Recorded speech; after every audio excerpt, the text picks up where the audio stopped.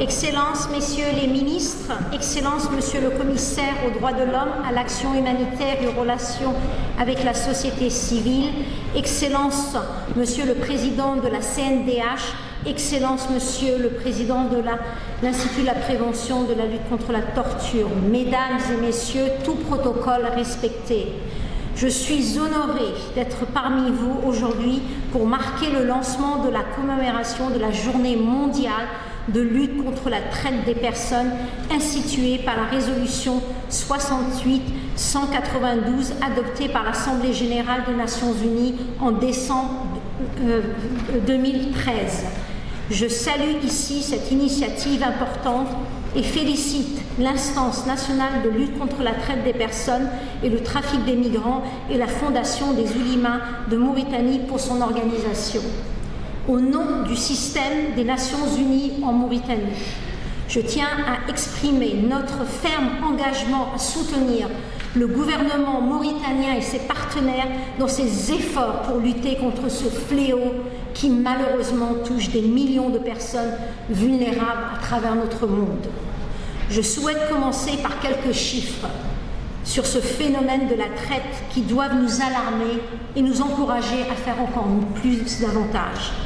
Le nombre de victimes détectées dans le monde a diminué de 11% en 2020 par rapport aux années précédentes, en raison de la baisse du nombre de détections dans les pays à revenus faibles et moyens.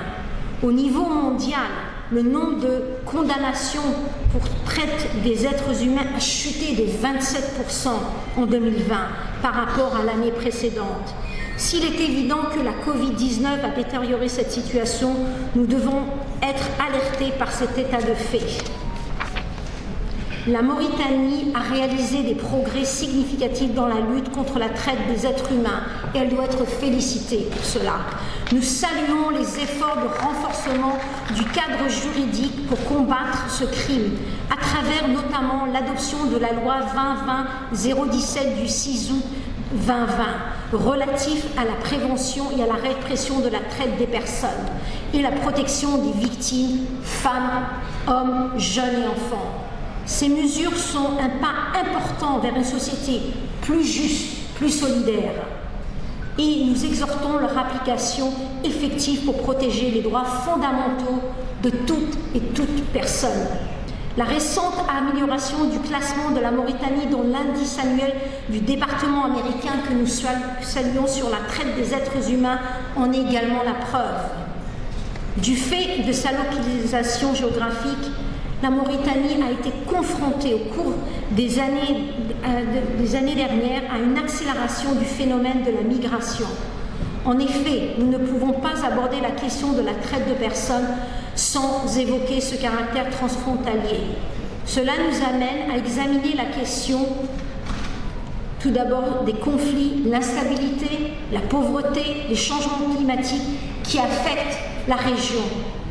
Il constitue dans la région des facteurs importants qui occasionnent les mouvements de population et sont corrélatoires mal contre la traite des personnes vulnérables. Malgré les défis qui posent dans les développements sous-régionaux, les Nations unies tiennent à saluer et à remercier le gouvernement mauritanien et sa population pour sa politique d'accueil et de générosité à l'égard des migrants et des réfugiés arrivant sur son territoire. Les Nations unies demeurent engagées à travailler avec le gouvernement, les autres partenaires et la société civile pour poursuivre sur la voie du respect des engagements et des conventions internationales et le respect des principes des droits humains et de l'égalité du genre. Nous ne pouvons toutefois pas ignorer qu'il reste encore beaucoup à faire. La traite des êtres humains reste une menace sérieuse pour la dignité humaine. La sécurité, la stabilité, la prospérité de notre société. Elle touche de manière disproportionnelle les femmes, les jeunes et les enfants, les laissant vulnérables à l'exploitation, à la violence et à l'esclavage moderne. Aujourd'hui, nous nous engageons à unir nos forces pour mettre fin à cette forme inacceptable des violations des droits humains et mettons l'accent sur la prévention, la protection, l'appui et au renforcement du système judiciaire, des capacités des acteurs de la justice, la mobilisation communautaire et la lutte contre la pauvreté et les inégalités. Nombreuses agences et programmes des Nations Unies en Mauritanie possèdent une expertise sur cette question et demeurent toutes à la disposition des autorités mauritaniennes et leurs partenaires pour continuer à œuvrer contre ce fléau et accompagner le gouvernement dans cette tâche. Ainsi, je salue mes collègues qui sont présents aujourd'hui ici de l'OIM, du Haut Commissariat des droits de l'homme, de l'UNICEF, du BIT, du Haut Commissariat des réfugiés et de l'UNODC, et je les félicite pour l'appui qu'ils fournissent. Je félicite son Excellence le commissaire pour le lancement de la caravane qui vise à sensibiliser le public, notamment les jeunes, sur les dangers de la traite des êtres humains et à renforcer les mécanismes de prévention et de protection et de poursuivre des responsables, à fournir un soutien essentiel aux victimes, doit nous permettre de créer un momentum autour de cette cause.